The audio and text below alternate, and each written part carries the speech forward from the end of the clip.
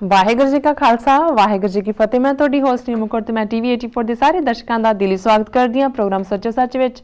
ਪੰਥ ਦੀ ਮਹਾਨ ਸ਼ਖਸੀਅਤ ਡਾਕਟਰ ਅਮਰਜੀਤ ਸਿੰਘ ਜੀ ਮੇਰੇ ਨਾਲ ਬੈਠੇ ਹੋਏ ਨੇ। ਆਓ ਨਾਲ ਮਿਲ ਕੇ ਪ੍ਰੋਗਰਾਮ ਸ਼ੁਰੂ ਕਰਦੇ ਹਾਂ।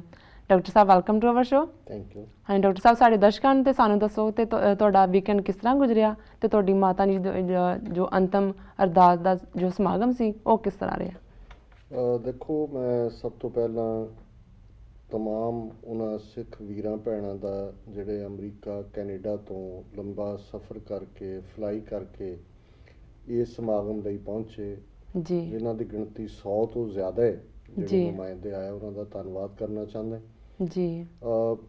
ਅਰਦਾਸ ਸਮਾਗਮ ਬੇਸ਼ੱਕ ਮਾਤਾ ਜੀ ਦੀ ਅੰਤਮ ਅਰਦਾਸ ਦਾ ਹੀ ਸਮਾਗਮ ਸੀ, ਪਰ ਜਿਸ ਕਿਸਮ ਦਾ ਮਾਹੌਲ ਇਹਨਾਂ 3 ਦਿਨਾਂ ਵਿੱਚ, ਜਿੱਦਣ ਸ਼ੁੱਕਰਵਾਰ ਅਖੰਡ ਪਾਠ ਸਾਹਿਬ ਰੱਖਿਆ ਗਿਆ ਔਰ ਐਤਵਾਰ ਨੂੰ ਅਖੰਡ ਪਾਠ ਸਾਹਿਬ ਦੇ ਭੋਗ ਪਏ ਔਰ ਦੀਵਾਨ ਚੱਲਿਆ ਜੀ, ਸੋ ਇਹ ਇੱਕ ਕੌਮੀ ਸਮਾਗਮ ਹੋ ਨਿਬੜਿਆ ਜਿੰਨਾ ਉਤਸ਼ਾਹ ਸਿੱਖ ਸੰਗਤਾਂ ਵਿੱਚ ਦੇਖਣ ਨੂੰ ਸੀ। ਸਾਡੇ ਵਰਜੀਨੀਆ ਮੈਰੀਲੈਂਡ ਦੇ 4-5 ਮੁੱਖ ਗੁਰਦੁਆਰਿਆਂ ਦੇ ਪ੍ਰਬੰਧਕ, ਕੀਰਤਨੀ ਸਿੰਘ ਔਰ ਸਿੱਖ ਸੰਗਤਾਂ, ਉਹਨਾਂ ਨੇ ਪੂਰਾ ਤਨ ਮਨ ਧਨ ਦੇ ਨਾਲ ਸੇਵਾ ਕੀਤੀ 3 ਦਿਨ ਜੀ। ਔਰ ਸਮਾਗਮ ਜਿਹੜਾ ਲਗਭਗ 7 ਘੰਟੇ ਚੱਲਿਆ ਅਖੰਡ ਪਾਠ ਸਾਹਿਬ ਦੇ ਭੋਗ ਤੋਂ ਬਾਅਦ। ਔਰ ਸਾਡੇ ਟੀਵੀ 84 ਦੇ ਕੈਮਰਾਮੈਨ ਜਸਵਿੰਦਰ ਸਿੰਘ, ਜਿਨ੍ਹਾਂ ਨੇ ਇਸ ਨੂੰ ਟੀਵੀ 84 ਲਈ ਵੀ ਕਵਰ ਕੀਤਾ ਜੀ, ਉਹ ਇਹ ਕਮੈਂਟ ਕਰ ਰਹੇ ਸੀ ਕਿ ਮੈਂ ਜ਼ਿੰਦਗੀ 'ਚ ਐਸਾ ਕੋਈ ਫੰਕਸ਼ਨ ਨਹੀਂ ਦੇਖਿਆ ਜਿੱਥੇ ਕਿ ਲੋਕ 6-7 ਘੰਟੇ ਪਿਨ ਡ੍ਰੌਪ ਸਾਇਲੈਂਸ ਬੈਠੇ ਹੋਣ ਤੇ ਕੋਈ ਹਿੱਲਿਆ ਨਾ ਹੋਏ।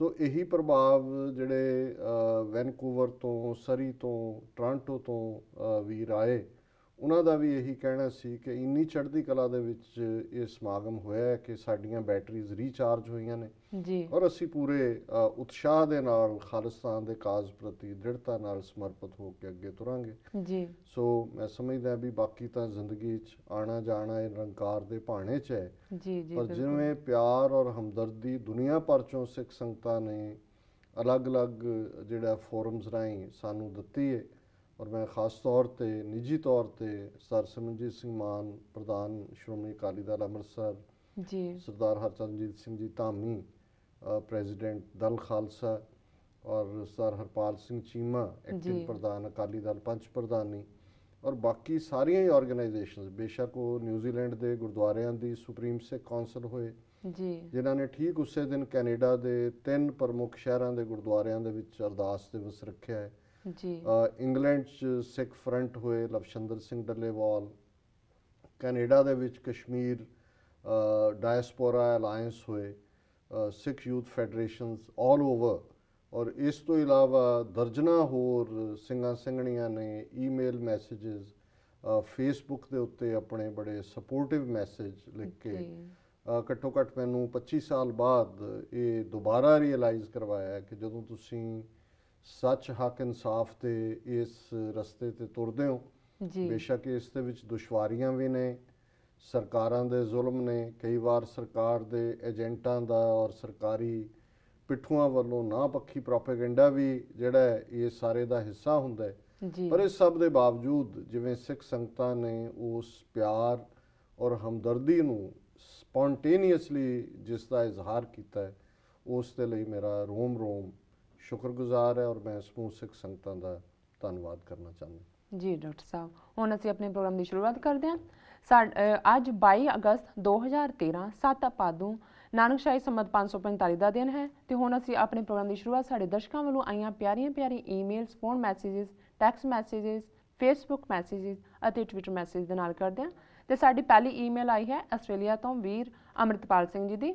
ਇਹਨਾਂ ਨੇ ਇੱਕ ਈਮੇਲ ਨਿੱਜੀ ਵੀ ਲਿਖੀ ਹੈ ਜਿਹੜੀ ਕਿ ਬੜੇ ਜਜ਼ਬਾਤੀ ਅੰਦਾਜ਼ ਵਿੱਚ ਮਾਤਾ ਜੀ ਦੇ ਵਿਛੋੜੇ ਦਾ ਦਰਦ ਵੰਡਾਉਣ ਵਾਲੀ ਲਿਖਤ ਹੈ। ਵੀਰ ਜੀ ਲਿਖਦੇ ਹਨ, ਪਰਮ ਸਤਿਕਾਰਯੋਗ ਡਾਕਟਰ ਸਾਹਿਬ ਤੇ ਮੈਡਮ ਨੀਲਮ ਜੀ, ਵਾਹਿਗੁਰੂ ਜੀ ਕਾ ਖਾਲਸਾ ਵਾਹਿਗੁਰੂ ਜੀ ਕੀ ਫਤਿਹ। ਮੈਨੂੰ ਡਾਕਟਰ ਸਾਹਿਬ ਦਾ ਜਵਾਬ ਦੇਣ ਦਾ ਅੰਦਾਜ਼ ਬਹੁਤ ਵਧੀਆ ਲੱਗਦਾ ਹੈ। ਇੰਨਾ ਦਲੀਲ ਭਰਪੂਰ ਤੇ ਵੇਰਵੇ ਸਹਿਤ ਜਵਾਬ ਹੋਰ ਕਿਸੇ ਵੀ ਭਰੋਸੇਯੋਗ ਵਸੀਲੇ ਤੋਂ ਨਹੀਂ ਮਿਲ ਸਕਦਾ, ਭਾਵੇਂ ਇਸ ਵਿੱਚ ਮੇਰੀ ਈਮੇਲ ਹੋਵੇ ਜਾਂ ਕਿਸੇ ਹੋਰ ਦੀ, ਭਾਵੇਂ ਇਸ ਵਿੱਚ ਸ਼ਲਾਘਾ ਹੋਵੇ ਜਾਂ ਡਾਬਰ ਆਮਲੇ ਦਾ ਚਵਨਪ੍ਰਾਸ਼ ਹੋਵੇ। ਡਾਕਟਰ ਸਾਹਿਬ ਹਰ ਈਮੇਲ ਦਾ ਜਵਾਬ ਬੜੇ ਸੁਲਝੇ ਹੋਏ ਤਰੀਕੇ ਨਾਲ ਦਿੰਦੇ ਹਨ। ਇਸ ਤੋਂ ਇਲਾਵਾ ਜਿਵੇਂ ਡਾਕਟਰ ਸਾਹਿਬ ਕਦੀ ਕਦਾਈ ਹਾਸ ਰਸ ਦੇ ਅੰਦਾਜ਼ ਨੂੰ ਵੀ ਜਵਾਬ ਦੇਣ ਲੱਗਿਆਂ ਵਰਤਦੇ ਹਨ ਤਾਂ ਸੋਨੇ ਤੇ ਸੁਹਾਗਾ ਹੋ ਜਾਂਦਾ ਹੈ। ਮੇਰੇ 2 ਸਵਾਲ ਹਨ ਅਤੇ ਇਹ ਸਵਾਲ ਤੁਹਾਡੇ ਵੱਲੋਂ ਸਮੇਂ-ਸਮੇਂ ਈਮੇਲ ਦੇ ਦਿੱਤੇ ਗਏ ਜਵਾਬਾਂ ਤੋਂ ਹੀ ਪੈਦਾ ਹੋਏ ਹਨ। ਪਹਿਲਾ ਸਵਾਲ, ਤੁਸੀਂ ਇੱਕ ਸੈਗਮੈਂਟ ਵਿੱਚ ਕਿਹਾ ਕਿ 1947 ਤੋਂ ਪਹਿਲਾਂ ਭਾਰਤ ਕਦੀ ਵੀ ਇੱਕ ਦੇਸ਼ ਨਹੀਂ ਸੀ। ਤੁਸੀਂ ਇਸ ਵਿੱਚ ਇਹ ਵੀ ਕਿਹਾ ਕਿ 1857 ਦੇ ਗਦਰ ਨੂੰ ਗਲਤੀ ਨਾਲ ਨਾ ਜਾਣਬੁੱਝ ਕੇ ਪਹਿਲਾ ਸੁਤੰਤਰਤਾ ਸੰਗਰਾਮ ਕਹਿੰਦੇ ਨੇ। ਇਸ ਦਾ ਮਤਲਬ ਕਿ ਇਹ ਪਹਿਲਾ ਸੰਗਰਾਮ ਨਹੀਂ ਸੀ। ਕਿਰਪਾ ਕਰਕੇ ਇਹ ਐਕਸਪਲੇਨ ਕਰੋ ਕਿ ਪਹਿਲਾ ਸੰਗਰਾਮ ਕਿਹੜਾ ਸੀ ਅਤੇ ਇਹਨੂੰ ਐਦਾਂ ਕਹਿਣ ਵਿੱਚ ਇਹਨਾਂ ਦਾ ਕੀ ਮੰਤਵ ਹੈ। ਹਾਂਜੀ ਡਾਕਟਰ ਸਾਹਿਬ, ਮੈਂ ਸਵਾਲ ਪੜ੍ਹਾਂ ਕਿ ਤੁਸੀਂ ਪਹਿਲਾਂ ਦਾ ਜਵਾਬ ਦਿਓਗੇ? ਨਹੀਂ, ਪੜ੍ਹ ਲਓ ਤੁਸੀਂ ਦੂਸਰਾ ਸਵਾਲ। ਠੀਕ ਹੈ। ਅੱਗੇ ਉਹਨਾਂ ਦਾ ਦੂਸਰਾ ਸਵਾਲ ਹੈ, ਤੁਸੀਂ ਆਪਣੇ 13 ਮਈ ਦੇ ਸੱਚੋ ਸੱਚ ਵਿੱਚ ਕਿਹਾ ਕਿ ਮੁੰਬਈ ਦੀ ਸੰਗਤ ਦੀ ਨਵੰਬਰ 84 ਵਿੱਚ ਬਾਲ ਠਾਕਰੇ ਨਾਲ ਡੀਲ ਹੋਈ ਸੀ। ਇਹ ਡੀਲ ਕੀ ਸੀ? ਕਿਰਪਾ ਕਰਕੇ ਇਸ ਬਾਰੇ ਵੇਰਵੇ ਨਾਲ ਦੱਸੋ। ਪਰਮਾਤਮਾ ਤੁਹਾਨੂੰ ਤੇ ਨੀਲਮ ਜੀ ਨੂੰ ਤੰਦਰੁਸਤੀ ਬਖਸ਼ੇ। ਬੜੇ ਸਤਿਕਾਰ ਸਹਿਤ ਵਾਹਿਗੁਰੂ ਜੀ ਕਾ ਖਾਲਸਾ, ਵਾਹਿਗੁਰੂ ਜੀ ਕੀ ਫਤਿਹ। ਜੀ ਡਾਕਟਰ ਸਾਹਿਬ। ਵੀਰ ਅੰਮ੍ਰਿਤਪਾਲ ਸਿੰਘ ਜੀ ਦਾ ਬਹੁਤ ਬਹੁਤ ਧੰਨਵਾਦ। ਉਹਨਾਂ ਨੇ 2 ਈਮੇਲਸ ਲਿਖੀਆਂ। ਉਹਨਾਂ ਦੀ ਪਰਸਨਲ ਈਮੇਲ ਵੀ ਇੰਨੀ ਪਿਆਰ ਔਰ ਹਮਦਰਦੀ ਨਾਲ ਭਰੀ ਹੋਈ ਹੈ ਔਰ ਇੰਨੀ ਸੋਹਣੀ ਜਿਹੜੀ ਹੈ ਢੁਕਵੀਂ ਸ਼ਬਦਾਵਲੀ ਹੈ ਜੀ, ਜਿਸ ਦੇ ਲਈ ਮੈਂ ਉਹਨਾਂ ਦਾ ਸ਼ੁਕਰਗੁਜ਼ਾਰ ਹਾਂ। ਔਰ ਮੈਂ ਇਹ ਵੀ ਕਹਾਂਗਾ ਕਿ ਉਹਨਾਂ ਦੇ ਵਿੱਚ ਲਿਖਣ ਦਾ ਟੈਲੈਂਟ ਹੈ ਔਰ ਉਹ ਇਸ ਟੈਲੈਂਟ ਨੂੰ ਹੋਰ ਵੀ ਜ਼ਿਆਦਾ ਜਿਹੜਾ ਯੂਜ਼ਫੁਲ ਬਣਾ ਸਕਦੇ ਨੇ ਜੇ ਉਹ ਲਗਾਤਾਰਤਾ ਦੇ ਨਾਲ ਹੋਰ ਵਿਸ਼ਿਆਂ ਦੇ ਉੱਤੇ ਵੀ ਲਿਖਣ ਜੀ। ਜਿਹੜੀ ਉਹਨਾਂ ਨੇ ਇਸ ਪ੍ਰੋਗਰਾਮ ਦੇ ਹਵਾਲੇ ਨਾਲ ਈਮੇਲ ਭੇਜੀ ਹੈ ਉਹਦੇ ਵਿੱਚ ਜ਼ਾਹਰ ਹੈ ਉਹਨਾਂ ਨੇ ਸ਼ਲਾਘਾ ਕੀਤੀ ਹੈ। ਅਸੀਂ ਫਿਰ ਉਹਨਾਂ ਦਾ ਧੰਨਵਾਦ ਕਰਦੇ ਜੀ ਕਿ ਸਾਡਾ ਇਹ ਯਤਨ ਹੁੰਦਾ ਹੈ ਕਿ ਗੁਰਮਤਿ ਦੀ ਰੌਸ਼ਨੀ ਵਿੱਚ ਔਰ ਅਜੋਕੇ ਸਮੁੱਚੇ ਘਟਨਾਕ੍ਰਮ ਨੂੰ ਜੋ ਵੀ ਦੁਨੀਆ ਦੇ ਵਿੱਚ ਵਾਪਰਦਾ ਹੈ ਜੀ ਉਹਨੂੰ ਸਿੱਖ ਪਰਸਪੈਕਟਿਵ ਦੇ ਵਿੱਚ, ਸਿੱਖ ਸੰਦਰਭ ਦੇ ਵਿੱਚ ਜਾਂ ਉਸ ਨੂੰ ਸਿੱਖ ਸਪਿਨ ਦੇ ਕੇ ਅਸੀਂ ਦੱਸਣ ਦਾ ਕਹਿਣ ਦਾ ਯਤਨ ਕਰਦੇ ਹਾਂ ਜੀ। ਤੇ ਫਿਰ ਇਸ ਕਿਸਮ ਦੀ ਗੱਲ ਕਿਸੇ ਨੂੰ ਚੰਗੀ ਲੱਗੇ ਜਾਂ ਕਿਸੇ ਦੇ ਗੋਡੇ ਗਿੱਟੇ ਲੱਗੇ, ਇਸ ਬਾਰੇ ਅਸੀਂ ਫਿਰ ਬੇਪਰਵਾਹ ਹੁੰਦੇ ਜੀ। ਜੀ ਬਿਲਕੁਲ। ਜਿਹੜੇ ਉਹਨਾਂ ਦੇ 2 ਸਵਾਲ ਨੇ ਕਿ ਉਹਨਾਂ ਨੇ ਸਾਡੇ ਹੀ ਪ੍ਰੋਗਰਾਮ ਦਾ ਹਵਾਲਾ ਦਿੱਤਾ ਹੈ ਔਰ ਉਹਨਾਂ ਨੇ ਬੜੀ ਰਿਸਰਚ ਕਰਕੇ ਐਗਜ਼ੈਕਟ SOS ਕਿਹੜੀ ਤਰੀਕ ਦੇ ਸੀ ਉਸ ਨੂੰ ਹੀ ਉਹਨਾਂ ਨੇ ਆਧਾਰ ਬਣਾਇਆ ਜੀ ਕਿ ਵੀ ਅਸੀਂ ਕਿਹਾ ਵੀ 47 ਤੋਂ ਪਹਿਲਾਂ, ਜਦੋਂ ਅਸੀਂ 47 ਤੋਂ ਪਹਿਲਾਂ ਕਹਿੰਦੇ ਇਸ ਲਈ ਕਿਉਂਕਿ ਬ੍ਰਿਟਨ ਨੇ ਪਹਿਲਾਂ ਈਸਟ ਇੰਡੀਆ ਕੰਪਨੀ ਬਾਅਦ ਦੇ ਵਿੱਚ ਡਾਇਰੈਕਟਲੀ ਕਰਾਊਨ ਦੇ ਥੱਲੇ ਆ ਗਿਆ ਸਾਰਾ ਖਿੱਤਾ, ਕਿ ਉਸ ਤੋਂ ਪਹਿਲਾਂ ਕਦੇ ਇੱਕ ਦੇਸ਼ ਨਹੀਂ ਸੀ। ਔਰ ਇਸ ਦਾ ਸਬੂਤ ਆਪਣੇ ਆਪ ਦੇ ਵਿੱਚ ਹੀ ਇਹ ਗੱਲ ਹੈ ਵੀ ਕਿਵੇਂ ਲਗਭਗ 200 ਸਾਲ ਅੰਗਰੇਜ਼ਾਂ ਨੂੰ ਲੱਗੇ ਸਾਊਥ ਤੋਂ ਸ਼ੁਰੂ ਹੋ ਕੇ ਪੰਜਾਬ ਜਿਹੜਾ ਕਿ ਸਭ ਤੋਂ ਅਖੀਰ 'ਚ ਉਹਨਾਂ ਦੇ ਐਮਪਾਇਰ ਦਾ ਹਿੱਸਾ ਬਣਿਆ 1849 ਦੇ ਵਿੱਚ। ਇਸੇ ਤਰ੍ਹਾਂ ਜਦੋਂ ਉਹ ਗਏ ਨੇ 2/3 ਭਾਰਤ ਉਹਨਾਂ ਨੇ ਭਾਰਤ ਔਰ ਪਾਕਿਸਤਾਨ 'ਚ ਵੰਡਿਆ ਜਿਹੜਾ ਕਿ ਇੱਕ ਐਡਮਿਨਿਸਟ੍ਰੇਟਿਵ ਯੂਨਿਟ ਸੀ। ਦੇਸ਼ ਵੀ ਜਦੋਂ ਹੁਣ ਕਿਸੇ ਨੇ ਰਾਈਟ ਟੂ ਇਨਫੋਰਮੇਸ਼ਨ ਐਕਟ ਦੇ ਥੱਲੇ ਕਿਸੇ ਬੱਚੀ ਨੇ ਪੁੱਛਿਆ ਕਿ ਭਾਰਤ ਦਾ ਨਾਂ ਕੀ ਹੈ ਜੀ, ਕਦੇ ਇਹ ਤਾਂ ਨਹੀਂ ਹੁੰਦਾ ਵੀ ਇੱਕ ਦੇਸ਼ ਦੇ 2 ਨਾਂ ਹੋਣ ਤੇ ਨਾਂ ਤੁਹਾਡਾ ਕੀ ਹੈ, ਇੰਡੀਆ ਹੈ, ਭਾਰਤ ਹੈ, ਕੀ ਹੈ, ਤੇ ਉਹ ਉਹਨੂੰ ਕੋਈ ਤਸੱਲੀ ਬਖਸ਼ ਜਵਾਬ ਨਹੀਂ ਦੇ ਸਕੇ ਕਿਉਂਕਿ ਇੰਡੀਆ ਨਾਂ ਹੀ ਉਹਨਾਂ ਨੇ ਦਿੱਤਾ ਹੋਇਆ ਔਰ ਦੁਨੀਆ ਭਰ ਜਦੋਂ ਇਸਤੇਮਾਲ ਕੀਤਾ ਜਾਂਦਾ ਵਰਡ ਇੰਡੀਆ ਕੀਤਾ ਜਾਂਦਾ ਜੀ। ਭਾਰਤ ਨਾਂ ਦਾ ਦੇਸ਼ ਉਹਨਾਂ ਦੀ ਇੱਕ ਕਲਪਤ ਜਾਂ ਥੋੜ੍ਹੇ ਬਹੁਤ ਇਤਿਹਾਸਕ ਪੱਖ ਤੋਂ ਹਜ਼ਾਰਾਂ ਸਾਲ ਪਹਿਲਾਂ ਕੋਈ ਭਰਤ ਨਾਂ ਦਾ ਰਾਜਾ ਉੱਥੇ ਸੀ ਜਿਹਨੇ ਵਸਾਇਆ, ਪਰ ਕਦੇ ਕੋਈ ਭਰਤ ਦੀ ਟੈਰੀਟਰੀ ਇਹ ਤਾਂ ਨਹੀਂ ਹੈ ਵੀ ਕਸ਼ਮੀਰ ਤੋਂ ਕੰਨਿਆ ਕੁਮਾਰੀ ਤੱਕ ਸੀ ਜੀ। ਸੋ ਇਹ ਉਹਨਾਂ ਦਾ ਐਡਮਿਨਿਸਟ੍ਰੇਟਿਵ ਯੂਨਿਟ ਸੀ। ਬ੍ਰਿਟਿਸ਼ ਦਾ 2 ਹਿੱਸਿਆਂ 'ਚ ਉਹਨਾਂ ਨੇ ਵੰਡ ਦਿੱਤਾ ਹੈ। 570 ਰਿਆਸਤਾਂ ਛੱਡ ਕੇ ਚਲੇ ਗਏ, ਜਿਹੜਾ 1/3 ਭਾਰਤ, ਬਹੁਤੀਆਂ ਰਿਆਸਤਾਂ ਭਾਰਤ ਵੱਲ ਸਨ, ਉਹ ਜ਼ਬਰਦਸਤੀ ਪਟੇਲ ਨੇ ਆਪਣੇ ਨਾਲ ਸ਼ਾਮਲ ਕਰ ਲਈਆਂ, ਕੁਝ ਪਾਕਿਸਤਾਨ ਦਾ ਹਿੱਸਾ ਬਣੀਆਂ। ਪਰ ਉਹਨਾਂ ਦਾ ਸਵਾਲ ਜਿਹੜਾ ਉਸ ਤੋਂ ਅੱਗੇ ਜਾ ਕੇ ਹੈ ਕਿ ਅਸੀਂ ਇਹ ਕਿਹਾ ਵੀ ਇਹ ਜਿਹੜਾ ਪਹਿਲਾ 1857 ਦਾ ਗਦਰ ਸੀ ਇਹ ਭਾਰਤ ਦਾ ਸੁਤੰਤਰਤਾ ਸੰਗਰਾਮ ਨਹੀਂ ਸੀ, ਪਹਿਲਾ ਸੁਤੰਤਰਤਾ ਸੰਗਰਾਮ ਨਹੀਂ ਸੀ। ਔਰ ਮੈਂ ਸ਼ਾਇਦ ਉਸ ਹਵਾਲੇ 'ਚ ਉਸ ਪ੍ਰੋਗਰਾਮ 'ਚ ਵੀ ਕਿਹਾ ਸੀ ਕਿ ਇਹ ਗੱਲ ਇਵਨ ਜਵਾਹਰ ਲਾਲ ਨਹਿਰੂ ਨੇ ਜਿਹੜੀ ਹੈ ਆਪਣੀ ਸ਼ਾਇਦ ਡਿਸਕਵਰੀ ਆਫ ਇੰਡੀਆ ਦੇ ਵਿੱਚ ਕਹੀ ਹੈ ਕਿ ਉਹ ਇੱਕ ਗਦਰ ਸੀ, ਉਹ ਇੱਕ ਫਰੀडम फाइट ਨਹੀਂ ਸੀ। ਹੁਣ ਫਰੀडम ਫਾਈਟਰ ਜਾਂ ਫਰੀडम ਦਾ ਉਹ ਪਹਿਲਾ ਜੇ ਉਸ ਨੂੰ ਜੰਗ ਕਿਹਾ ਜਾਏ ਤੇ ਫਿਰ ਕਾਜ਼ ਕਾਮਨ ਹੋਣਾ ਚਾਹੀਦਾ ਜੀ। ਸੋ ਕਾਜ਼ ਤਾਂ ਕਾਮਨ ਨਹੀਂ ਸੀ ਕਿਉਂਕਿ ਕਿਸੇ ਨੂੰ ਇਹ ਸੀ ਕਿ ਉਹਨੇ ਬੱਚਾ ਅਡਾਪਟ ਕੀਤਾ ਜਿਵੇਂ ਝਾਂਸੀ ਕੀ ਰਾਣੀ ਹੈ ਔਰ ਉਹ ਅੰਗਰੇਜ਼ਾਂ ਨੇ ਮੰਨਿਆ ਨਹੀਂ, ਉਹਦਾ ਦੱਤਕ ਪੁੱਤਰ ਅਡਾਪਟਡ ਸਨ। ਤਾਂਤੀਆ ਟੋਪੇ ਜਾਂ ਦੂਸਰੇ ਜਿਹੜੇ ਇਸ ਦੇ ਵਿੱਚ ਨਾਨਾ ਜੀ ਫੜਨਵੀਸ ਆਏ ਉਹਨਾਂ ਦੇ ਆਪਣੇ ਕੰਸਰਨ ਸੀ। ਜਿਹੜੇ ਦੇਸੀ ਸੋਲਜਰਸ ਨੇ ਚਾਹੇ ਹਿੰਦੂ ਸਨ ਜਾਂ ਮੁਸਲਮਾਨ ਸਨ ਜੀ ਇਹਨੂੰ ਜੁਆਇਨ ਕੀਤਾ, ਉਹਨਾਂ ਦਾ ਵੀ ਅੰਗਰੇਜ਼ਾਂ ਨੂੰ ਕੱਢਣਾ ਕੋਈ ਇਹ ਨਹੀਂ ਸੀ ਕਿ ਕਿਸੇ ਉਹ ਨੇਸ਼ਨਹੁੱਡ ਦੇ ਕਾਨਸੈਪਟ ਤੋਂ ਪ੍ਰੇਰਿਤ ਸਨ। ਇੱਕ ਅਫਵਾਹ ਫੈਲਾਈ ਗਈ ਕਿ ਜਿਹੜੇ ਕਾਰਤੂਸ ਉਹ ਇਸਤੇਮਾਲ ਕਰਦੇ ਨੇ ਉਹਦੇ ਲਈ ਪਿੰਨ ਖਿੱਚੀ ਜਾਂਦੀ ਹੈ, ਤੇ ਉਸ ਪਿੰਨ ਦੇ ਵਿੱਚ ਜਿਹੜਾ ਹੈ ਗਊ ਦਾ ਮਾਸ ਤੇ ਸੂਰ ਦੀ ਚਰਬੀ ਹੁੰਦੀ ਹੈ। ਸੋ ਦੋਨੋਂ ਹੀ ਭੜਕ ਪਏ, ਕਿਉਂਕਿ ਗਾਂ ਹਿੰਦੂਆਂ ਲਈ ਪਵਿੱਤਰ ਐਨੀਮਲ ਹੈ, ਸੂਰ ਮੁਸਲਮਾਨ ਨਫ਼ਰਤ ਕਰਦੇ ਨੇ ਉਸ ਨੂੰ ਜੀ। ਔਰ ਇਹਦੇ 'ਚ ਇੱਕ ਦਿਲਚਸਪ ਗੱਲ ਹੋਰ ਹੈ ਵੀ ਇੱਕ ਪਾਸੇ ਅੱਜ ਜਿਹੜੇ ਇਹ ਭਾਰਤ ਵਾਲਿਆਂ ਦਾ ਜ਼ੋਰ ਲੱਗਾ ਹੋਇਆ ਹੈ ਹਿੰਦੂ ਤਵੀਆਂ ਦਾ 1857 ਦੇ ਗਦਰ ਨੂੰ ਸੁਤੰਤਰਤਾ ਸੰਗਰਾਮ ਬਣਾਉਣ ਦਾ ਜੀ, ਔਰ ਜਿਹੜੇ ਮੁਸਲਮਾਨਾਂ ਦੀ ਪ੍ਰੈਜ਼ੈਂਸ ਨੂੰ ਟੋਲਰੇਟ ਕਰਨ ਨੂੰ ਉੱਥੇ ਤਿਆਰ ਨਹੀਂ ਨੇ। ਇਹ ਕਹਿੰਦੇ ਨੇ ਜੀ ਕਿ 500 ਜਿਹੜੀਆਂ ਮਸੀਤਾਂ ਤੁਸੀਂ ਬਣਾਈਆਂ ਸਾਡੇ ਮੰਦਰਾਂ ਤੇ ਸਾਡੇ ਹਵਾਲੇ ਕਰ ਦਿਓ ਜੀ। ਹੁਣ ਇਹ ਜਿਹੜਾ ਸੁਤੰਤਰਤਾ ਸੰਗਰਾਮ ਦੇ ਨਾਂ ਥੱਲੇ ਜੋ ਕੁਝ ਵੀ ਇਹ ਉਸ ਵੇਲੇ ਦੇ ਹਵਾਲੇ ਨਾਲ ਕਹਿੰਦੇ ਨੇ, ਇਨਫੈਕਟ ਉਹਨਾਂ ਨੇ ਤਾਂ ਬਹਾਦਰ ਸ਼ਾਹ ਜ਼ਫਰ ਨੂੰ ਆਪਣਾ ਬਾਦਸ਼ਾਹ ਐਲਾਨਿਆ ਸੀ ਜੀ ਜੀ। ਜਿਹੜੇ ਰੈਬੈਲ ਸਨ ਉਹਨਾਂ ਨੇ ਦਿੱਲੀ ਦੇ ਵਿੱਚ ਇਸੇ ਲਈ ਬਹਾਦਰ ਸ਼ਾਹ ਜ਼ਫਰ ਦੇ ਮੁੰਡਿਆਂ ਨੂੰ ਬਾਅਦ ਦੇ ਵਿੱਚ ਅੰਗਰੇਜ਼ੀ ਫੌਜ ਨੇ ਮਾਰਿਆ, ਉਹਨੂੰ ਜਲਾਵਤਨ ਕਰਕੇ ਰੰਗੂਨ ਭੇਜਿਆ।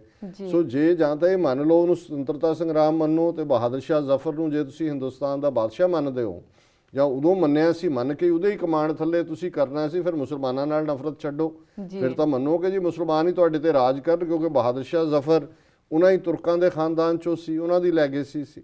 ਔਰ ਦੂਸਰੀ ਗੱਲ ਜਿਹੜੀ ਇਸ ਦੇ ਨਾਲ ਬੜੀ ਅਹਿਮੀਅਤ ਵਾਲੀ ਹੈ, ਸਿੱਖਾਂ ਨੂੰ ਇਹ ਦੋਸ਼ ਦਿੱਤਾ ਜਾਂਦਾ ਹੈ ਕਿ ਜੀ ਉਹਨਾਂ ਨੇ ਜੁਆਇਨ ਨਹੀਂ ਕੀਤਾ ਜਾਂ ਦੂਸਰਾ। ਹੁਣ ਇਸ 1857 ਤੋਂ ਠੀਕ 11 ਸਾਲ ਪਹਿਲੇ 1846 ਦੇ ਵਿੱਚ ਜਦੋਂ ਕਿ ਹਮਲਾਵਰ ਹੁੰਦੇ ਨੇ ਅੰਗਰੇਜ਼, ਸਭ ਤੋਂ ਅੱਗੇ ਜਿਹੜੀਆਂ ਪਲਟਨਾਂ ਨੇ ਪੰਜਾਬ ਨੂੰ ਗੁਲਾਮ ਬਣਾਉਣ ਦੇ ਲਈ, ਹਿੰਦੁਸਤਾਨ ਦੇ ਉਸ ਅੰਗਰੇਜ਼ਾਂ ਦਾ ਸਾਥ ਦੇਣ ਦੇ ਲਈ, ਉਹ ਸ਼ਾਹ ਮੁਹੰਮਦ ਸਾਨੂੰ ਕਹਿੰਦੇ ਨੇ ਕਈ ਕੋਟ ਚੜੇ ਪੂਰਬੀ ਦੱਖਣੀ ਜੀ ਕਿ ਪੂਰਬ ਔਰ ਦੱਖਣ, ਬਿਹਾਰੀ, ਯੂਪੀ ਔਰ ਦੱਖਣ ਦੇ ਮਦਰਾਸੀ ਉਹ ਹਮਲਾਵਰ ਨੇ। ਸੋ ਇਸ ਦੇ ਨਾਲ ਹੀ ਅਸੀਂ ਇਸ ਗੱਲ ਨੂੰ ਵੀ ਕਲੀਅਰ ਕਰ ਦਈਏ ਕਿ ਇਹੀ ਪੂਰਬੀ ਦੱਖਣੀਆਂ ਨੇ ਫਿਰ ਕੀ ਜ਼ੁਲਮ ਕੀਤੇ ਪੰਜਾਬ ਦੇ ਵਿੱਚ ਆ ਕੇ ਪਹਿਲੇ ਉਹਨਾਂ ਦਿਨਾਂ ਦੇ ਵਿੱਚ। ਉਹ ਸਰ ਕਪੂਰ ਸਿੰਘ ਨੇ ਵੇਰਵੇ ਨਾਲ ਦਿੱਤੇ ਨੇ ਕਿ ਕਿਵੇਂ ਇਹਨਾਂ ਨੇ ਵੱਡੀ ਗਿਣਤੀ 'ਚ ਜ਼ਬਰ ਜ਼ਨਾ ਕੀਤੇ, ਕਿਵੇਂ ਸਿੱਖ ਘਰਾਂ 'ਚ ਜਾ ਕੇ ਔਰਤਾਂ ਦਾ ਅਪਮਾਨ ਕੀਤਾ। ਐਵੇਂ ਨਹੀਂ ਪੂਰਬੀਆਂ ਜਾਂ ਦੱਖਣੀਆਂ ਲਈ ਨਫ਼ਰਤ ਕਈ ਵਰੇ ਜਿਹੜੀ ਆ ਉਸ ਤੋਂ ਬਾਅਦ ਰਹੀ। ਸੋ ਹੁਣ ਪਹਿਲਾ ਸੁਤੰਤਰਤਾ ਸੰਗਰਾਮ ਕਿਹੜਾ? ਮੈਂ ਸਮਝਦਾ ਵੀ ਇਹ ਇੱਕ ਸਿੱਖ ਮੈਂਬਰ ਪਾਰਲੀਮੈਂਟ ਨਹੀਂ, ਭਾਰਤੀ ਲੋਕ ਸਭਾ ਦੇ ਵਿੱਚ ਹੀ ਖਲੋ ਕੇ ਜਦੋਂ ਕਿ ਇਹਦੀ ਸੈਲੀਬ੍ਰੇਸ਼ਨ ਉਹ ਕਰ ਰਹੇ ਸੀ, ਉਹਨਾਂ ਨੇ ਕਿਹਾ ਜੀ 1846 ਦੀ ਉਸ ਜੰਗ ਨੂੰ ਜਿਹਦੇ 'ਚ ਕਿ ਸ਼ਾਮ ਸਿੰਘ ਅਟਾਰੀ ਵਾਲਾ ਆ ਕੇ ਜੂਝਦਾ, ਜਿਹਦੇ 'ਚ ਮੁੱਢਲੀ ਆਜ਼ਾਦੀ ਦੀ ਗੱਲ ਹੈ, ਜਿਸ ਸਾਂਝ ਨੂੰ ਸ਼ਾਹ ਮੁਹੰਮਦ ਜਿਹੜਾ ਉਹ ਬਿਆਨਦਾ ਕਿ ਭਾਈ ਇਹ ਮੇਵਾ ਸਿੰਘ ਤੇ ਮਾਖੇ ਖਾਂ ਹੋਏ ਸਿੱਧੇ ਹੱਲੇ 3 ਫਰੰਗੀ ਦੇ ਤੋੜ ਸੁੱਟੇ। ਉਹਨਾਂ ਦੇ ਸਾਹਮਣੇ ਬੜਾ ਕਲੀਅਰ ਹੈ ਕਿ ਫਰੰਗੀ ਨੂੰ ਬਾਹਰ ਕੱਢਣਾ। ਸੋ ਅਸੀਂ ਸਮਝਦੇ ਹਾਂ ਕਿ ਜੇ ਉਸ ਪੀਰੀਅਡ ਦੇ ਵਿੱਚ ਕੋਈ ਕਲੈਕਟਿਵ ਐਫਰਟ ਜਿਹੜਾ ਕਿ ਸਿਰਫ ਇੱਕ ਮੁੱਢਲੀ ਕੋਈ ਇਹ ਨਹੀਂ ਹੈ ਵੀ ਉਹਦੇ ਮੁੰਡੇ ਨੂੰ ਰਾਜ ਦੇ ਦਿਓ ਤੇ ਉਹਨੂੰ ਫਲਾਣਾ ਦੇ ਦਿਓ, ਉਹ ਮੁੱਢਲੀ ਇਹ ਸੀ ਕਿ ਭਾਈ ਫਰੰਗੀ ਨੂੰ ਕੱਢਣਾ ਔਰ ਪੰਜਾਬ ਦੀ ਸੋਵਰਨਿਟੀ ਨੂੰ ਜਿਹੜਾ ਹਿੰਦੂਆਂ ਮੁਸਲਮਾਨਾਂ ਸਿੱਖਾਂ ਦਾ ਸਾਂਝਾ ਰਾਜ ਹੈ ਉਸ ਨੂੰ ਕਾਇਮ ਰੱਖਣਾ। ਜੇ ਇਸ ਕ੍ਰਾਈਟੇਰੀਆ ਦੇ ਨਾਲ ਦੇਖਿਆ ਜਾਏ ਤੇ ਇਹ ਲਾਸਟ ਉਹ ਲੜਾਈ ਹੈ ਜਿਸ ਬਾਰੇ ਈਵਨ ਲਾਰਡ ਗੱਫ ਨੇ ਇਹ ਟੈਲੀਗ੍ਰਾਮ ਕੀਤੀ ਹੈ ਕਿ ਜਿਹੜੀ ਲਾਸਟ ਉਸ ਤੋਂ ਅਗਲੀ ਜੰਗ ਚੇਲਿਆਂਵਾਲਾ ਦੇ ਵਿੱਚ ਹੁੰਦੀ ਹੈ, ਕੁਰਸੀ 4000 ਹੈ ਸਖਣੀ ਜੀ, ਜਿਹਦੇ 'ਚੋਂ ਕਹਿੰਦਾ ਕਿ ਐਨਦਰ ਚੇਲਿਆਂਵਾਲਾ will rout out the entire British Empire from the face of India, ਕਿ ਜੇ ਇੱਕ ਹੋਰ ਚੇਲਿਆਂਵਾਲਾ ਹੋ ਗਿਆ ਤੇ ਬ੍ਰਿਟਿਸ਼ ਰਾਜ ਦੀ ਇਥੋਂ ਸਫ ਬਲੇਟੀ ਜਾਏਗੀ ਭਾਰਤ ਤੋਂ। ਸੋ ਜ਼ਾਹਰ ਹੈ ਕਿ 1846 ਹੋਏ, 1849 ਦੀ ਚੇਲਿਆਂਵਾਲਾ ਦੀ ਲੜਾਈ ਹੋਏ, ਇਹ ਰੀਅਲ ਫਾਈਟ ਸਨ ਜਿੱਥੇ ਕਿ ਪੈਟਰੀਓਟਿਕ ਫੀਲਿੰਗ ਸੀ, ਜਿੱਥੇ ਕਿ ਅੰਗਰੇਜ਼ਾਂ ਨੂੰ ਸ਼ਿਕਸਤ ਵੀ ਹੋਈ, ਪਰ ਸ਼ਾਹ ਮੁਹੰਮਦਾ ਇੱਕ ਸਰਕਾਰ ਬਾਝੋਂ ਫੌਜਾਂ ਜਿੱਤ ਕੇ ਅੰਤ ਨੂੰ ਹਾਰੀਆਂ ਨਹੀਂ। ਇਹ ਜਿਹੜਾ ਪਾਰਟ ਹੈ ਇਹ ਉਸ ਹਾਰ ਦਾ ਕਾਰਨ ਬਣਿਆ। ਦੂਸਰਾ ਪਾਰਟ ਅਸੀਂ ਬ੍ਰੇਕ ਤੋਂ ਬਾਅਦ। ਵੀਅਰਸ ਈਮੇਲ ਦਾ ਸਿਲਸਿਲਾ ਇਸ ਤਰ੍ਹਾਂ ਚੱਲਦਾ ਰਹੇਗਾ। ਮਿਲਦੇ ਹਾਂ ਛੋਟੇ ਜਿਹੇ ਬ੍ਰੇਕ ਤੋਂ ਬਾਅਦ।